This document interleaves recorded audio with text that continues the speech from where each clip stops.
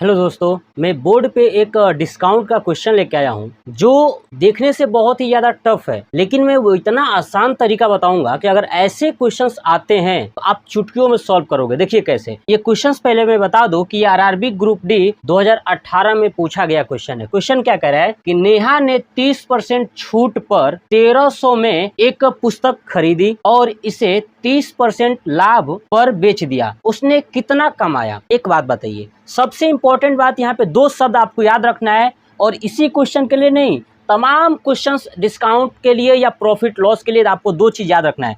पहला एक चीज होता है डिस्काउंट। क्या होता है? डिस्काउंट। और एक होता है प्रॉफिट। ध्यान सुनिएगा, प्रॉफिट एंड लॉस। आपको एक चीज यही याद रखना है कि जब भी कोई वस्तु का डिस्काउंट दिया जाएगा हमेशा वो एमआरपी पर होगा, है ना। मैक्सिमम रिटेल प्राइस वाला जो होता है ना, एमआरपी पे होगा। डिस्काउंट किस पे होगा? हमेशा एमआरपी पर होगा। यानी एमआरपी को बोलते हैं हिंदी में अंकित मूल्य। कौन सा मूल्य? अंकित मूल्य। या कॉन्सेप्ट ये समझ जाइए, उसके बाद आप क्वेश्चंस कर लेंगे सभी क्वेश्चंस। प्रॉफिट और लॉस जो है कि हमेशा सीपी पे दिया जाता है, यानी कॉस्ट प्राइस पर। किस पर? कॉस्ट प्राइस यानी क्रय मूल्य पर। किस पे दिया जाता है? क्रय मूल्य पर। आपको ये बात समझ में आ गया? ध्यान रखिएगा, जब भी आपसे कहेगा कि डिस्काउंट तो समझिए कि एमआरपी पर देना है, यानी अंकित मूल्य पे देना है। और प्रॉफिट और लॉस की बात करेगा तो हमेशा क्रय मूल्य पर। ध्यान रखिएगा, कॉस्ट प्राइस पे, सेलिंग प्राइस पर नहीं, विक्रय मूल्य पर नहीं। चलिए इस क्वेश्चन को आप समझते हैं करने के लिए। लेकिन पहले जितना ये परसेंटेज दिया है ध्यान सुनिए। नेहा ने 30% छूट। छूट शब्द अगर कहा है मतलब कि वो पक्का एमआरपी होगा, राइट। और जब एमआरपी पर छूट दे के जब कोई वस्तु खरीदेगा तो ध्यान रखिएगा, जैसे छूट दे के कोई वस्तु खरीदेगा, मान लीजिए कि मैं कोई वस्तु बेच रहा हूँ छूट दे करके, है ना। जैसे आपको छूट दे करके बेचूंगा तो आप जब खरीदोगे तो उसको बोलेंगे आपके अनुसार क्रय मूल्य। आपने क्या किया? उसको क्रय किया, हमसे वो चीज को क्रय किया, तो क्रय मूल्य। तो एमआरपी के साथ क्या रहेगा? क्रय मूल्य। यानी एमआरपी पर छूट देने के बाद जो इंसान खरीद रहा है वो किस पे खरीदेगा? क्रय मूल्य पे। अब देखिए, इसे 30% का लाभ हुआ है। 30% का लाभ किस पे होगा? तो क्रय मूल्य पर। और लाभ होगा तो यानी जो बेचा है, जो दूसरा अब लेगा वो क्या हो जाएगा? Selling price. इसके सामने ऐसे लिख लेना है। ध्यान सुनिए, जब भी ऐसा क्वेश्चन है, लाभ, छूट या हानि, छूट ऐसा दिया हो तो आपको तीन चीजें लिख लेना है, एमआरपी, सीपी, एसपी।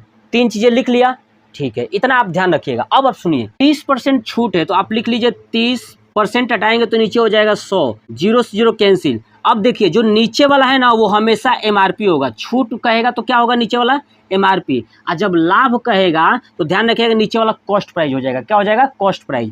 अब देखिए दोनों 30-30% है, ठीक है। 30% छूट दिया है मतलब एमआरपी कितना था?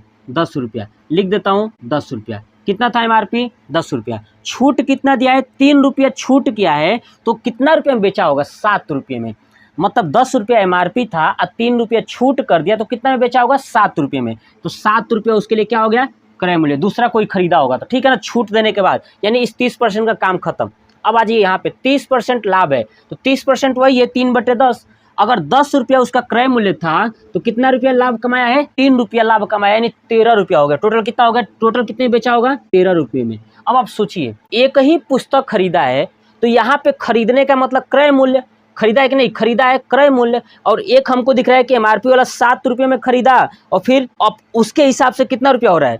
10 रुपया। तो क्या करेंगे? इन दोनों क्रय मूल्य को बराबर करेंगे। दोनों क्रय मूल्य को बराबर करने के लिए नीचे वाले 10 से ऊपर मल्टीप्लाई कर दीजिए और ऊपर वाला 7 से नीचे कर दीजिए। यानी ऊपर यहाँ पे कर देंगे 10, इधर हो जाएगा 7।